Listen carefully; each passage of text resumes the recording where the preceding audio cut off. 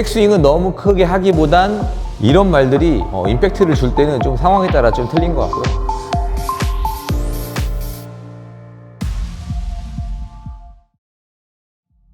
안녕하세요. 원포인트 TV 박성진 코치입니다. 오늘은 전진 포핸드 드라이브를 걸 때 백스윙의 길이기와 잘못된 부분에 대해서 영상으로 준비하였습니다. 포핸드 롱을 치다가 드라이브를 배우게 되면 당연히 포핸드 롱보다 드라이브 백스윙이 더 큰 건 맞습니다.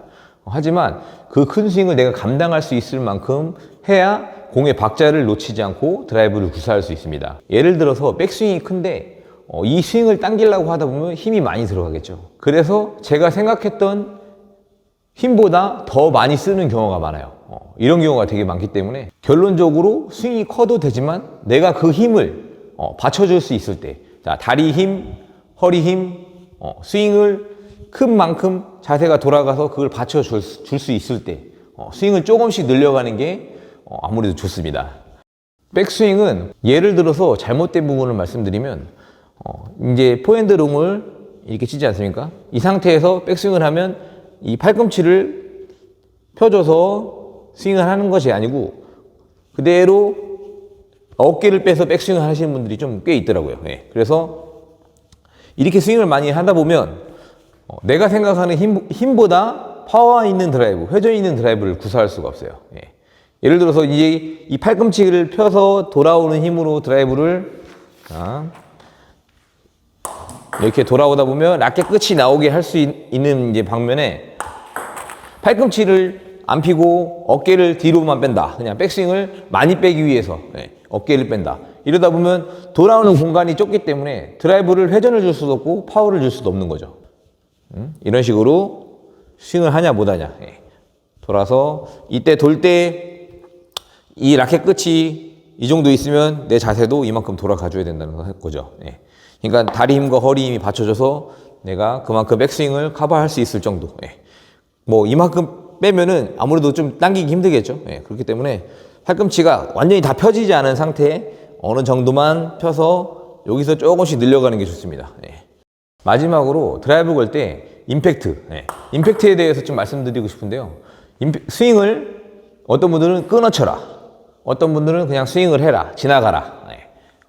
이 말 뭐 두 개 다 맞을 수 있습니다. 예를 들어서 상황에 따라 좀 틀린데 내가 이호 백쪽에서 백사이드에서 있다가 포핸드 쪽으로 공이 좀 멀리 떨어지면서 짧게 떨어졌다. 내가 좀 늦었다. 그럴 때는 아무래도 길게 올리는 것보다 여기서 임팩트를 더 줘서 짧게 쳐서 공을 살려야겠죠.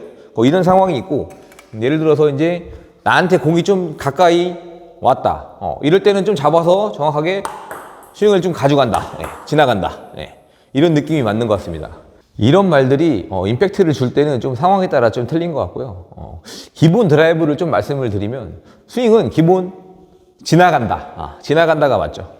이제 뭐 힘을 억지로 딱 줘서 임팩트를 더 준다. 이런 느낌보다 볼에 박자만 맞춰서 그 박자만 맞춰서 리듬을 타고 그냥 쭉 지나간다. 쭉 지나간다. 쭉.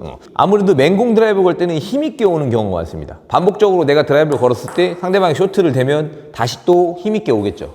그렇기 때문에 그 공이 힘있게 오는 경우에 내가 이거를 끊어서 친다.